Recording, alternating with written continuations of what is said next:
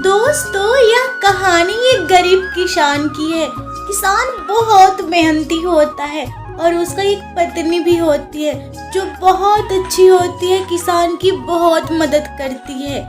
वह गरीब किसान की एक बेटी भी होती है जो बहुत मेहनती होती है। अपने पिताजी के लिए वह दूसरे गांव से घड़े भर पानी लाती। रामा रोज सुबह उठता और अपने कामों में लग जाता। वह सुबह उठता और लकड़ियां अपने जंगल से ले आता। लकड़ियां लाने के बाद वह अपने बैलों को लेकर खेत का जुताई करता और बीज बोता। जितने भी फसल उगते उसे व्यापारी के पास बेच देता। अरे रामा, अब अपने घर में तुम कैसे रहोगे? तुम्हारा तो फसल भी अच्छा से नहीं उगा है। अपने पत्नी और बच्चों को क्या खिलाओगे? कितने सुंदर फसल उगे हैं हमारे, देखो ना कमला, मन खुश हो जाएगा।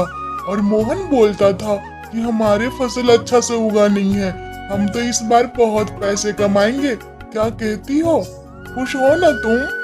मोहन जी, मुझे तो एक बात समझ में ही नहीं आती है, आखिर रामा इतने अच्छे फसल कैसे उगा लेता है? देखते हो हम लोग इतना मुझे लगता है कि अब रामा का सारा फसल चोरी करना होगा। क्या करें? माँ, पिताजी, मैं अब ये घड़े में पानी नहीं लाऊंगी, मैं थक गई हूँ। मुझे अब दूसरा मटका चाहिए जिसमें बेटी सुगंधा, इतने जिद अच्छे नहीं होते, हम गरीब है ना। हमारी फसल इस बार बहुत अच्छे उगे हैं, उसे बेचेंगे तो पैसे आएंगे हमारे पास और उस पैसे से तुम्हारे लिए 2 नए घड़े खरीद देंगे। अब जिद मत किया करो, थोड़ा सा इंतजार करो जब तक हमारे फसल ना बेचते। अजी, इतने धीरे धीरे हाथ मत चलाओ, जरा जल्दी जल्दी तोड़ो। रामा आ जाएगा तो हम लोग कोई फसल बेच भी नहीं पाएंगे, हमारे पास रुपए भी नहीं आएंगे। जरा जल्दी जल्दी करो। हाँ मालती, तोड़ ही तो रहा हूँ। रामा अपनी पत्नी और बेटी के साथ अपने घर में आराम कर रहा था। वही समय मालती और मालती के पति रामा की सारा फसल को तोड़ लेते हैं।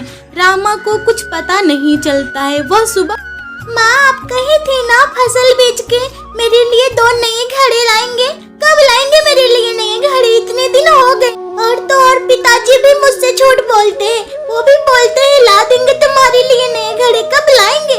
आप लोग बताइए, तो जब तक मेरे लिए 2 नए घड़े नहीं लाएंगे तब तक आप लोग का मैं चेहरा नहीं देखूंगी। जाइए मेरी नजरों से दूर। अपनी बेटी सुगंधा की ऐसी बातें सुनकर रामा और रामा की पत्नी बहुत उदास हो जाते हैं और रामा की पत्नी रामा से कहती है, मुझे लगता है कि सारा फसल बेच ही देना ठीक रहेगा जी, आप क्या कहते हो?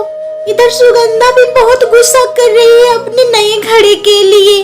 रामा की सारा फसल को तोड़कर मोहन बाजार ले जाता है। उसे पता था कि वह फसल बहुत अच्छे दाम में बिकेंगे, क्योंकि रामा अपने खेतों पे केमिकल नहीं डालता था, इसलिए उसका फसल ताजा था। रामा और रामा की पत्नी अपने खेतों की ओर आगे बढ़ते हैं। वे बहुत उत्साह लेके आगे बढ़ते हैं, क्योंकि वे लोग को पता था कि हमारी फसल बहुत अच्छे हैं, बहुत रुपए कमाएंगे।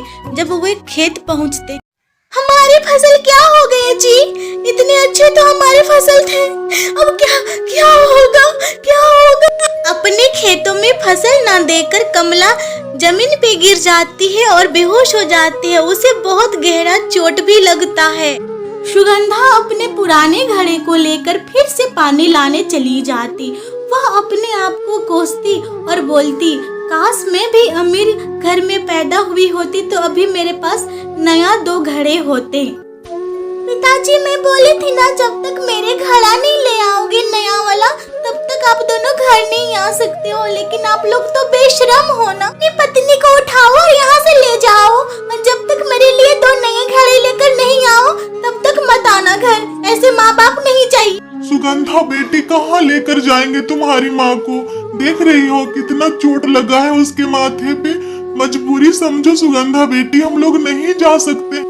मुझे आप लोग का चेहरा बिल्कुल नहीं देखनी है, मैं ही चली जाती हूँ घर से बाहर, कहीं पे भी अपना जिंदगी गुजार लूंगी। आप लोग खुश रहो इसी घर। नहीं नहीं नहीं सुगंधा बेटी, ऐसा मत करो, तुम घर से बाहर मत जाओ। मैं और तुम्हारी माँ चले जाएंगे, तुम घर पे ही रहो, तुम बड़ी हो। रामा अपनी पत्नी को लेकर जंगल की ओर निकल जाता है। रामा बहुत उदास भी होता है। वह अपनी पत्नी के बारे में सोचता है। वह सोचता है कि मैं अपनी पत्नी को लेकर कहाँ रखूंगा। उसे गहरा चोट भी है।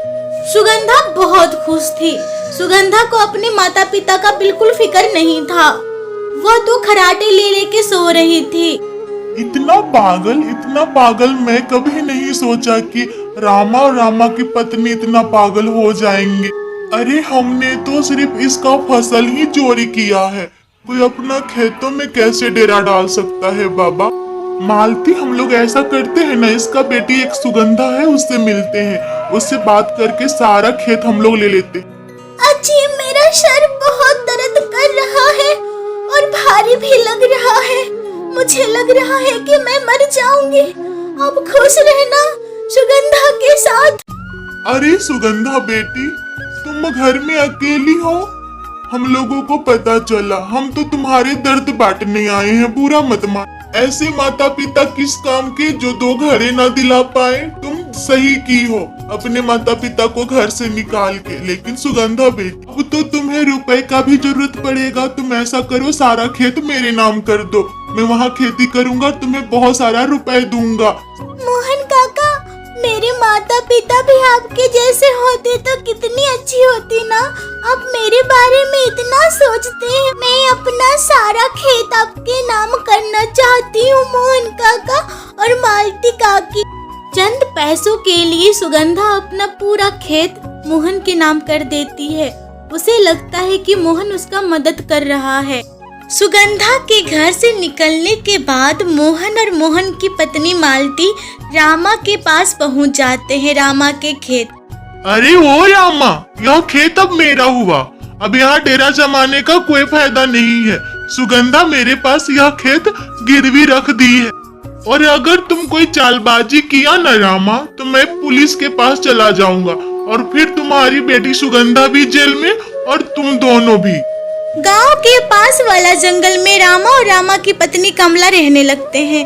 अगर रामा कहीं जाता फल लाने तो कमला टहलती, इधर उधर घूमती। अजी, जब आप फल लाने गए थे तो मैं इधर टहलने आई थी। इतना विशाल घड़ा मैं आज तक नहीं देखी हूँ। चलो इसे ले चलते हैं, हमारे काम का है जी। अपनी पत्नी कमला के कहे अनुसार रामा वह घड़े को अपने हाथ में उठाता है और जहाँ वह लोग रहते हैं वहाँ पे जाने लगते हैं। मुझे पानी दो, मुझे पानी दो। अगर रामा तुम मुझे पानी दोगे तो मैं तुझे सोना दूंगी और पूरे सोने की बारिश भी करवा दूंगी। रामा, मेरी मदद करो, 2 घुट पानी दो। घड़ा को बोलता देख रामा आश्चर्यचकित रह जाता है। उसकी पत्नी कमला सो जाती है, लेकिन रामा को कुछ नहीं समझ में आता है वो क्या करे।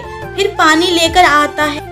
रामा के पास जितने भी पानी था सारा पानी वह जादुई घड़ा में ढाल देता है। उसे अफसोस था कि मेरी पत्नी अगर जग जाएगी तो मैं उसे क्या पिलाऊंगा।